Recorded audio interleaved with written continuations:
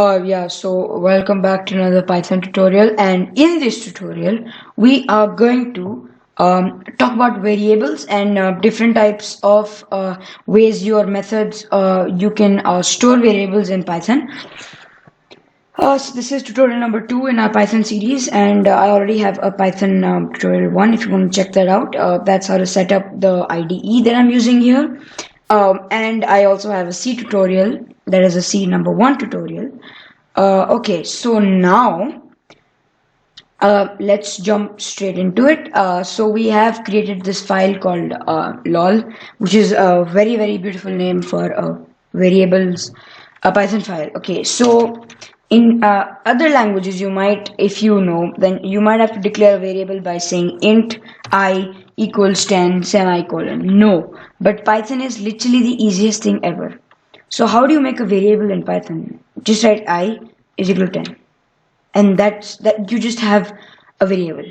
So that's what Python is, that simple. Now if I were to print this variable, I would just write print I, and it would just work. If I run this, and I should get a 10.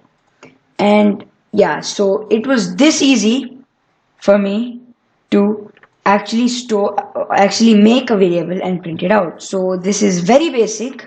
What we're gonna do next. Alright, so let's say I is equal to 10.45. Alright, and now if I were to print I, it would print 10.45. So I don't need to mention, okay, I is a float. That's why I'm giving it a 10.45. No, that's... Now what if we want to talk about a boolean variable? Now what is a boolean variable? A boolean variable is a variable that returns either true or false. So let me just write, for example, x is equal to true with a capital T. Because in Python, true is not with a small t, it's with a capital T. And now if we're to print x, let us see what happens. And it says that x is true because x is equal to true. Now, okay, right away, so these variables are simple. Now let's talk about arrays or lists in Python. I will talk about arrays later because they're a little more complicated, but let's just start off with lists. So what are lists in Python? So list is basically like an array version in like C or in like C++, but this version is called lists in Python. So for example, if I were to make a list, I would just write x is equal to open square brackets and close square brackets. So it's that simple to make a list. Now if I were to print x, I should see nothing, and I only see what's inside this. So I only got to see these two things. Now I could store anything inside this list. For example, let's store a bunch of integers. So I can store anything, integers, strings, anything I want. So yeah, so let's see if I have stored here a 1, a 2, a 3, a 4, and a 5.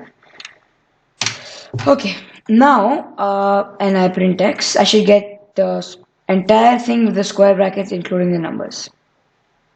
Yep, and I got the entire thing. Now what if I just wanted to access the 2? So how lists work in Python is each value has an index to it that we can mention in the print command, so it will take it out.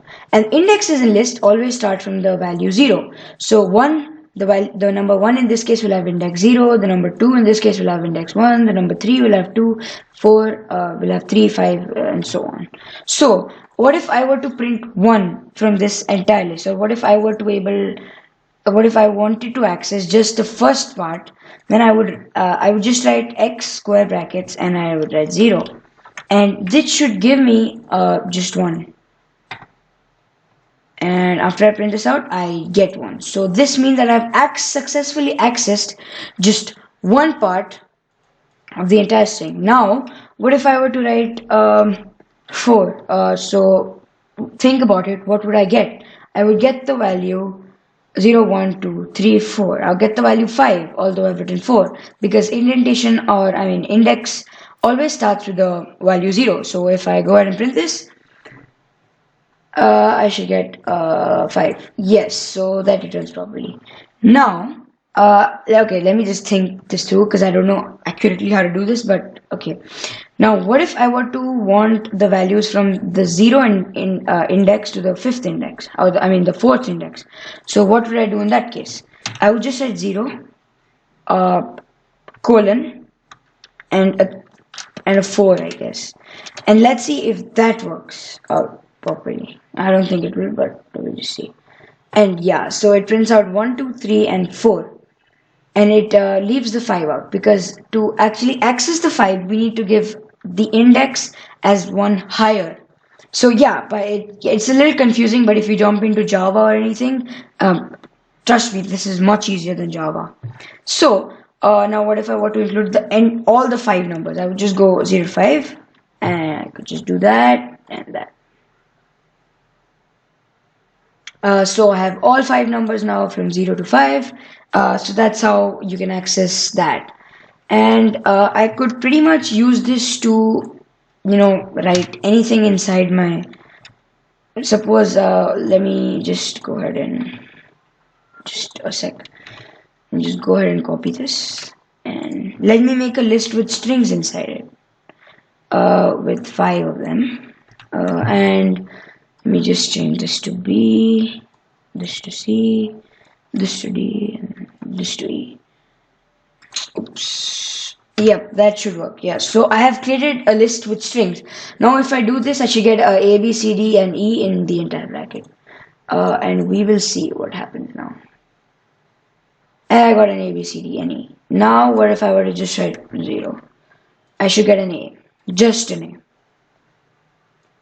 And as you can see, it prints out an A. So yeah, so these are lists, and you can basically use this to store data, and we might be using we might be using this in programming games or Snake Game or Space Invaders and all that. I'm just currently working on Space Invaders, but I'll give you a tutorial on that. Alright, so next tutorial I'm just going to talk about for loops and if statements and a forever loop. If you wanted to do that. That's it. And then I'll start talking about different libraries that you can use in Python, which is going to be pretty dope. So see you guys in the next video.